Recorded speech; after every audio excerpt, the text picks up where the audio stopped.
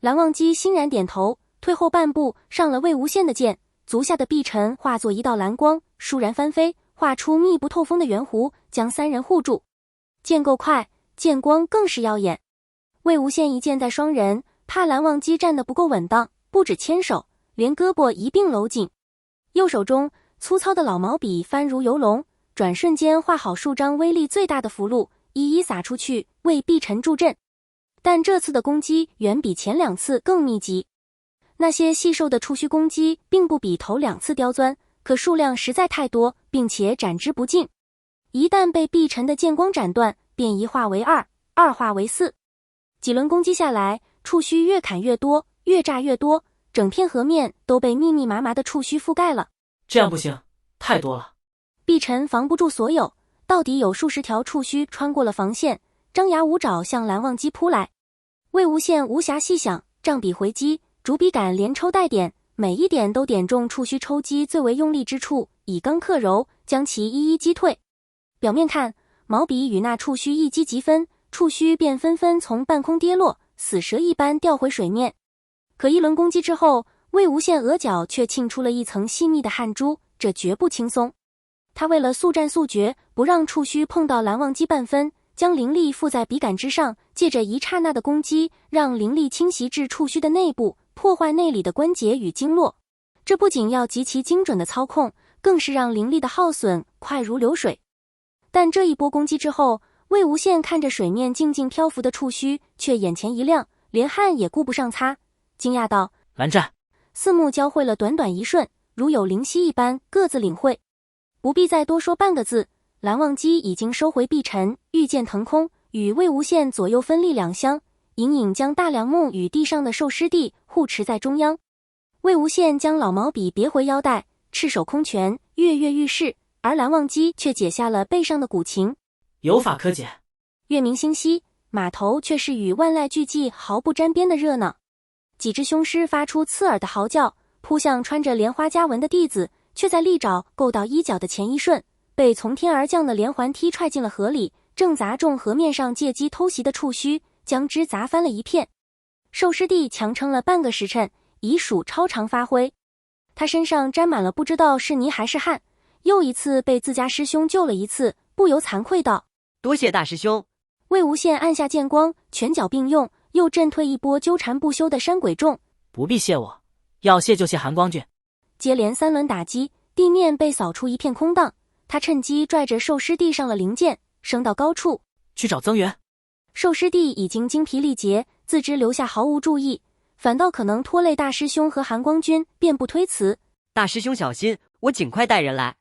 他一咬牙，御剑向远处飞去。少了个帮手，魏无羡不仅没感到状况严峻，反倒认为正该如此。他架着随便上下飞舞，拳脚功夫虽然不惯用，却是莲花坞所有武学的基础。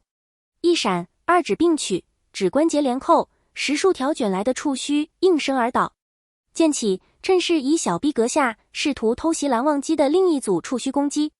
不借助外物，灵力便更顺畅的掐点打穴，眨眼的功夫，一片又一片的触须如死蛇一般跌下。魏无羡单膝微弯，与蓝忘机背向而战，脸上身上难免沾染了点滴污浊的河水，呼吸虽然急促，却毫不凌乱，双目更是不亚于开战前的炯炯有神。蓝忘机一道弦音飞出，震退一波攻袭。魏无羡缓下一口气，问道：蓝湛，你好了吗？让我见识见识姑苏传闻的咸沙术好不好用？不用咸沙术。蓝忘机说着，那修长的指尖猛地一弹弦，铮，琴音竟如金石一般刚硬。魏无羡倒抽了一口气，被这有力的震音激起了一身鸡皮疙瘩。那清越有力的音节，好似正中他的心弦，让呼吸道血脉都被区区一个单音唤醒。他踩剑而起，一个旋身，又一次杀进触须阵中，一边道：不管什么，不是切断类的功法就行。而后又是一声琴响。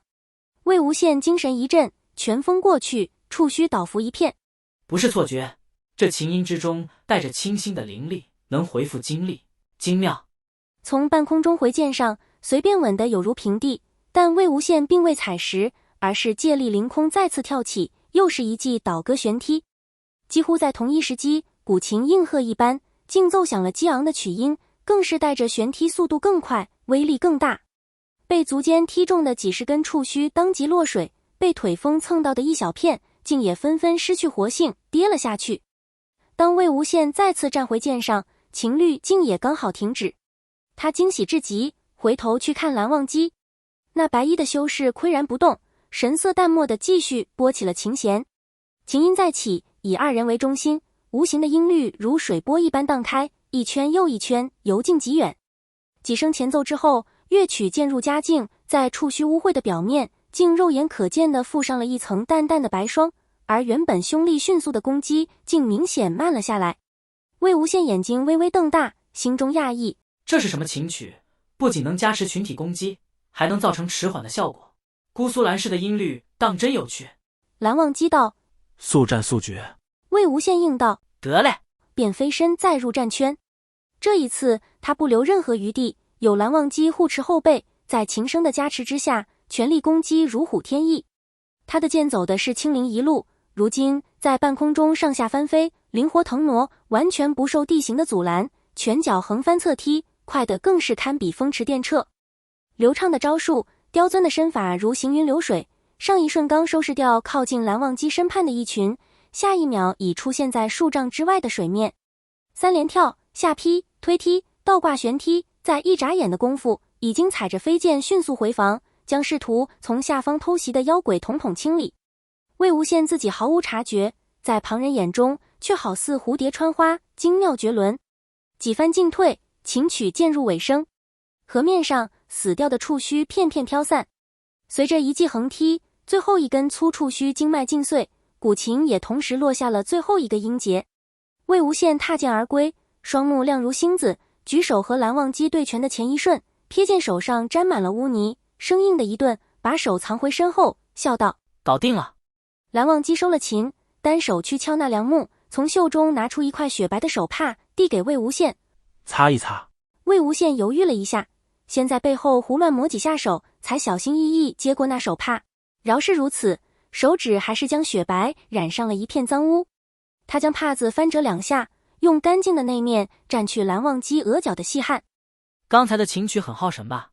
你快歇一歇，我帮你一起推。蓝忘机的眼神颇有些一言难尽。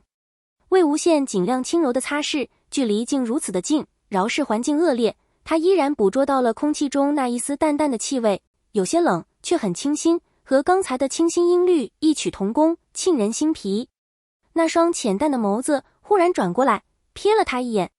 魏无羡这才发现，他擦着擦着神游太虚，竟将蓝忘机脸颊擦出了一小片红，趁着白皙的肤色，分外明显。蓝忘机这一眼必定是埋怨他动作太粗鲁，可都擦红了，还偏偏忍着不躲，就好像即便他在做些更过分的事情，蓝忘机还是会继续忍耐。这可太糟糕了，也太招人爱了。魏无羡气息乱了一拍，手痒心痒，要不是嫌手脏，必定已经忍不住伸手去挠蓝忘机的下颌了。蓝忘机的目光微微一闪，我不累。魏无羡愣了一下，猛地回了神，意识到蓝忘机是在回答他琴曲耗神的问题，便哈哈笑了两声，飞到蓝忘机的另一侧去擦另外半张脸。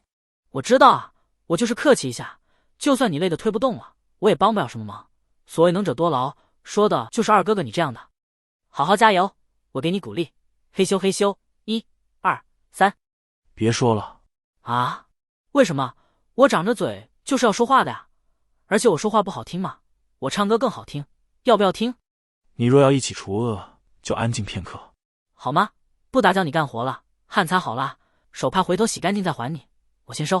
哗啦，一道极其轻微的破水之声，魏无羡的话只说到一半，腿肚便触到一片冰凉黏腻的触感，根本来不及有所反应，一股巨大的力气狠狠拽住脚踝，竟把他整个人一下子从剑上拽了下去。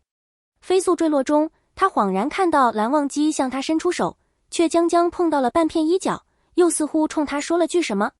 风声太大了，情急之下，魏无羡根本无暇细想，一把捞住悬空的剑柄，全力向下挥砍。在他的脚下是空荡的一片河面，然而随便闪过一道刺眼的红光，分明刺中了什么。一股剧烈的腥臭气味弥漫起来，差点把魏无羡熏得晕过去。他下意识用手中之物捂紧了口鼻，咬牙再次挥砍出一式剑招。的确砍中了，也的确什么都没有。